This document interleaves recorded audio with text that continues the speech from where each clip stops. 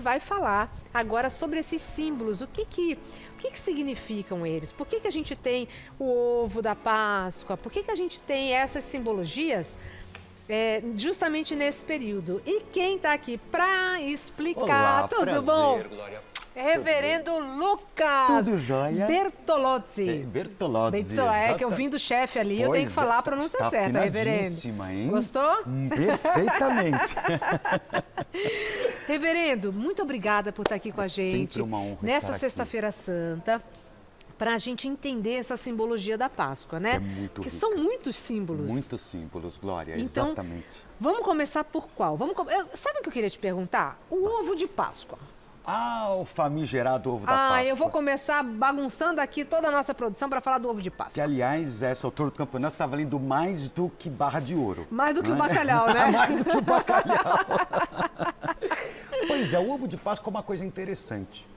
A questão da religião, Glória, ela é sempre uma coisa à la chacrinha. Nada se cria, tudo se copia. Tudo se copia, é isso aí. E é ressignificado, como a gente vai ver, inclusive, nos outros elementos. O ovo, ele é um elemento utilizado nas mais diversas tradições religiosas, desde o Antigo Egito, nos povos celtas, para os povos iorubanos, e com os cristãos não é diferente. Qual que é a característica primordial do ovo? É o símbolo da vida. Porque o ovo justamente ele guarda em si mesmo o segredo da geração da vida. Então, Olha. desde os povos antigos, e isso ganhou um sentido com a fé cristã, significa o segredo do próprio cosmos, do próprio universo. Maravilhoso. E o renascimento, portanto. Maravilhoso. Interessante, né? Nossa, eu acho incrível. É interessante a gente saber, né? Porque tá no nosso cotidiano, tá na nossa tradição, tá na nossa casa. E às vezes, muitas vezes, a gente não sabe o que significa. E por isso que a gente trouxe o reverendo hoje aqui. É sempre uma Reverendo, e por que tem o coelhinho? Da Se o mesma- coelhinho não põe ovo? E aí é que está, mas não... já está na hora de começar a avisar a criançada que coelhinho não põe ovo, uma forma né, da gente se poupar. Mas o que acontece, Glória? Da mesma maneira, por que o coelho? Porque o coelho, justamente das espécies do reino animal, é o que está mais associado à fertilidade também desde tempos imemoriais. Porque a ninhada do coelhinho vem muito coelhinho, né? O coelho, assim como o gato, é uma das raras espécies de mamíferos que não tem ciclo de cio. Olha só. Ele copula... Vem ninhada, vem outra ninhada uma e atrás da assim outra. vai. Então é o símbolo da fertilidade e da abundância que a Páscoa, que do hebraico significa pesar, passagem, querem comunicar. Uma vida nova, repleta de toda a abundância em todos os níveis. Reverendo é teólogo e fala de todas as religiões, por isso que ele consegue dar esse panorama geral pra gente. Vamos falar do cálice? Vamos! Vamos. O cálice que, na verdade, ele está associado ao que a gente vivenciou ontem, quinta-feira.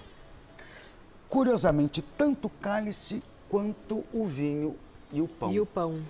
Por quê? O cálice, que inclusive foi um objeto durante toda a Idade Média, Sim. com o Santo Graal, não é? O cálice sagrado, O cálice né? sagrado. E a gente vai ver isso até no icônico Indiana Jones. Indiana Jones, que era o maravilhoso. mais simples dos cálices, na verdade, etc.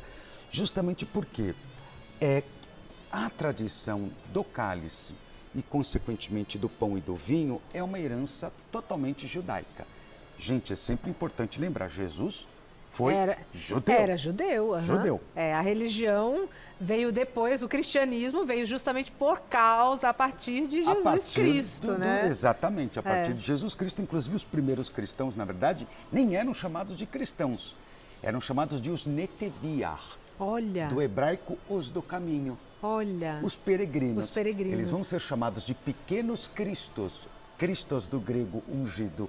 Os pequenos ungidos cristãos a partir da Síria, da igreja siríaca, da comunidade siríaca estabelecida por Pedro e Barnabé e Pedro e João. Que maravilhoso. E justamente Jesus ressignifica a Kadosh judaica, a ceia judaica que é comumente estabelecida sempre no Shabat, no entardecer da sexta-feira.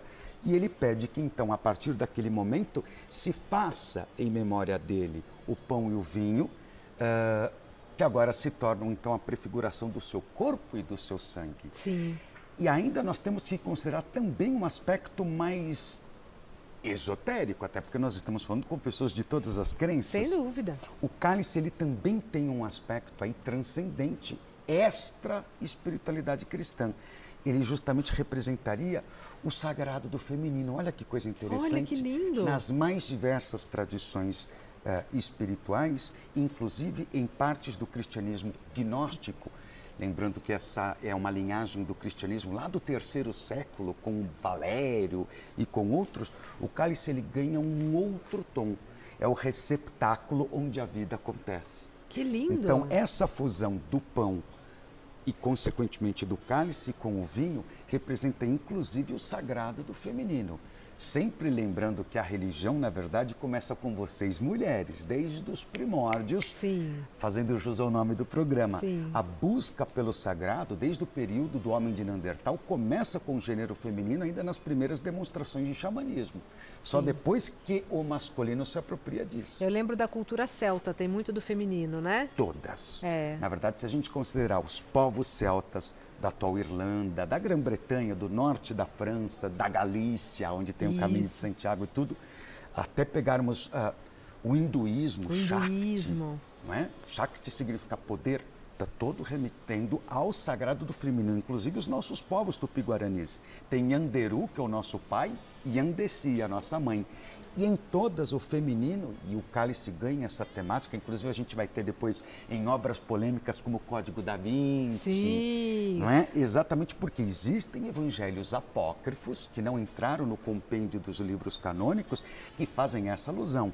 O cálice, na verdade, seria uma referência a Maria Madalena, que para muitas tradições para-cristãs teria, na verdade, tido um relacionamento afetivo com Jesus. O que historicamente não é provável, inclusive, mas é uma corrente que existe, numa perspectiva mais gnóstica do cristianismo. O pão e o vinho são o sangue e o corpo de Cristo, é isso? E aí que nós temos que considerar a diferença. Por quê? Dentro da perspectiva católica, e quando nós falamos kratos, do grego, universal. Quando nós falamos dos cristãos de perspectiva católica, não falamos somente dos cristãos ligados ao Papa, a Roma, mas as igrejas ortodoxas, as igrejas pré-calcedonianas do Oriente, há muitas igrejas de tradição anglicana, veterocatólica, enfim, todas elas seguem essas premissas da tradição litúrgica.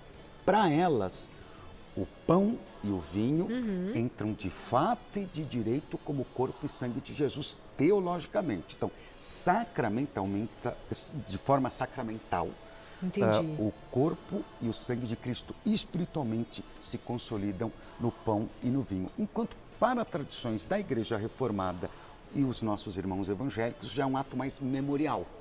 Entendi. Tá? Então ele é só simbólico. E é estabelecido justamente na Quinta-feira Santa, onde o pão e o vinho ganham esse sentido sacramental, que independentemente da teologia é sempre experimentado dos últimos 2000 anos até hoje. O que mais que você trouxe de símbolo aqui pra gente? Temos o peixe também, né? Temos o peixe, que é um simbolismo interessante, inclusive falando do bacalhau, que é uma fusão de peixes, não é? O peixe ele é um detalhe muito interessante, porque os primeiros cristãos, imagina você usar um instrumento de uma condenação, a pior forma de condenação à morte, você estampá-la no pescoço ou utilizá-la como um símbolo, era algo muito dramático. Sim. Então os primeiros cristãos tiveram uma pegada muito interessante. Eles começaram a utilizar o símbolo do peixe, uma vez que eles eram perseguidos em toda a extensão do Império Romano. Por quê? A palavra peixe em grego significa iktos, que faz uma alusão à fonética grega Christos, ungido. Olha. Então, por conta desse simbolismo subliminar, em todos os sepulcros, enfim, que eram inclusive escondidos, nós temos até hoje em Roma, né, os resquícios, e colocava o símbolo do peixe, que depois foi resgatado pelo movimento neopentecostal. As igrejas neopentecostais ressuscitaram esse simbolismo. Olha, e é muito interessante. Que incrível. Por isso que, inclusive, o peixe acabou sendo adotado também como um símbolo de fartura. Afinal de contas, Jesus, um dos milagres da multiplicação, está nos pães e nos peixes, exatamente, né? Dos peixes. Só que é muito interessante, ele também vai anunciar para Pedro, o líder dos apóstolos, agora te farei pescador de almas, eram majoritariamente pescadores. O peixe ele tem uma característica interessante. Por que a gente não consome, especialmente no dia de hoje, Sexta-feira Santa, carne vermelha? Sim. Porque o peixe não sangra. Olha, gente, eu tô aqui de boca aberta, só ouvindo, não sei se vocês também estão aí, porque eu tô aprendendo muita coisa. É uma ligação que vem dali, que vem daqui, pra gente chegar onde chegou hoje. Onde chegou hoje. E, inclusive, estendendo essa questão do que foi vivido na Quinta-feira Santa, onde começa o Tríduo Pascual. Então, nós tivemos ontem Quinta-feira Santa, hoje a Sexta-feira Santa, Sim. que teologicamente é o único dia que nas igrejas de tradição católica não há missa. É o único dia do ano, né? Não se celebra a missa. É um clima de luto. Sim. Não é? Nós temos, justamente por isso, a bacia, que inclusive ela está gasta exatamente por essa finalidade, é a bacia do lava-pés. Sim. Porque neste momento em que é estabelecido a Eucaristia, Jesus lava os pés dos seus apóstolos. Não é? É lindo. Uma outra coisa interessante, que é muito utilizado hoje, eu trouxe uma estola, na verdade esse é um tipt, inclusive, que é uma estola muito utilizada pelas igrejas. Posso pegar? Pode, deve, por favor. Essa, inclusive, está com a medalha de São Bento, para proteção. Lindo. Qual que é por que o preto? A Igreja Católica, ela passou a adotar para esse dia o vermelho, que está associado ao martírio, e, em termos gerais, na quaresma, o lilás, que é a transmutação. Porém, ainda igrejas históricas utilizam o preto. Exatamente por conta dessa alusão ao luto. Maravilhoso. Gente, a gente está falando aqui de Páscoa porque é muito mais do que símbolos, né? Como a gente pôde perceber aqui. É um convite para a gente olhar para dentro, interiorizar, recomeçar, porque a Páscoa simboliza isso, simboliza o recomeço, né? O ressuscitar é o recomeço. Então é esse convite que a gente, por isso que a gente trouxe o reverendo hoje aqui para falar com a gente, porque é esse o convite que a gente quer fazer aqui no Mulheres para você que está acompanhando a gente, que seja um momento de que você pense, que você medite, que você pense internamente e você renasça. Perfeito. De uma outra forma, não é isso, reverendo Ressuscitar Lucas? aqui e agora, e finalizando, esse é o sentido do Círio. Por isso que o Círio está aqui para comunicar isso para todo mundo, independentemente de ser cristão ou não. É uma oportunidade, ainda mais em tempos tão densos, tão difíceis, da gente ressignificar nossa existência e nascer aqui e agora. Para fechar, posso te fazer um convite? Claro, com certeza. Eu fui criado por ciganos. Na tradição calão, nós temos um costume. Eu trouxe pedras de citrino, que está relacionado à abundância e à prosperidade. Mentaliza um pedido em nome da audiência, pega a sua pedra. Mentaliza um pedido em nome da audiência. Me ajudem vocês que estão em casa agora assistindo, ó. Mentalize um pedido. E eu vou pegar aqui uma pedra de citrino. Citrino, a pedra da abundância, da prosperidade. Eu vou pegar essa aqui, ó. Lembrando que a abundância aqui, é qualidade de vida, não é só dinheiro. É experimentar em tudo o sabor do viver. Né? Ai, adorei, não é isso? adorei. Tá aí a sua pedra da prosperidade. A nossa pedra, prosperidade para nós. Ó, tô pegando no nome de todos nós, em nome de todos nós aqui. Perfeito. Ai, reverendo, muito Minha irmã, obrigada. Foi um privilégio. Que prazer, Sempre viu? às ordens. Um prazer. Como é que o pessoal te encontra nas redes sociais? @lucas.bertolozzi com ZZI no final. 2 Zs no final. 2 Zs no final. Quer saber mais, quer aprender mais, né? Ele é um baita de um teólogo, então tá aqui com a gente o reverendo Lucas para trazer essas simbologias. Muito obrigada mais uma vez e ótima Páscoa, viu? Ótima Páscoa para você e para todos os teus. Gratidão. Obrigada. Tchau, tchau.